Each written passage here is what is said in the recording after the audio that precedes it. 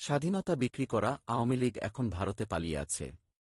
যে জাতি তাদের উচিত শিক্ষা দিয়ে দেশ থেকে বিতাড়িত করেছে, সে জাতি তাদের সব ষড়যন্ত্র রুখে দিতে প্রস্তুত। সোমবার ১৬ ডিসেম্বর রাজধানীর বিজয়নগর পানির ট্যাঙ্ক মোড়ে মহান বিজয় দিবস উপলক্ষে সমাবেশে এসব কথা বলেন জামায়াতের আমির ড শফিকুর রহমান। তিনি হুঁশিয়ারি দিয়ে বলেন, আগামীতে এ দেশে কেউ তাবেদারি তৈরি করতে এলে ছাড় দেওয়া হবে না। বারবার বুকে রক্ত দিয়ে স্বাধীনতা আনা জাতির সন্তানরা তাদের স্বাধীনতা আর ছিনতাই হতে দেবে না। শেখ হাসিনা পরিবারকে উদ্দেশ করে জামায়াতের আমির বলেন, একটি পরিবার স্বাধীনতার ক্রেডিট হাইজ্যাক করে বাংলার আপামর জনতাকে স্বাধীনতা বিরোধী হিসেবে উপস্থাপন করেছিল।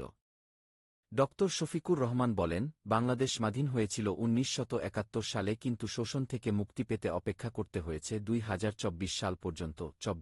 এর স্বাধীনতা যেন কেউ হাইজ্যাক করে না নিতে পারে, এজন্য বাংলার ১৮ কোটি মানুষকে পাহারা দিতে হবে। তিনি বলেন, একজন নাগরিকও যেন ভোটার তালিকা থেকে বাদ না পড়েন, এজন্য সরকারকে উদ্যোগ নিতে হবে। সরকারকে সর্বোচ্চ নিরপেক্ষ ও স্বচ্ছতার মাধ্যমে নির্বাচন সম্পন্ন করতে হবে। জনগণ জামায়াতকে দেশ পরিচালনার দায়িত্ব দিলে দেশ বিগত দিনের মতো বিক্রি হবে না। Arif Hossain, M television news desk.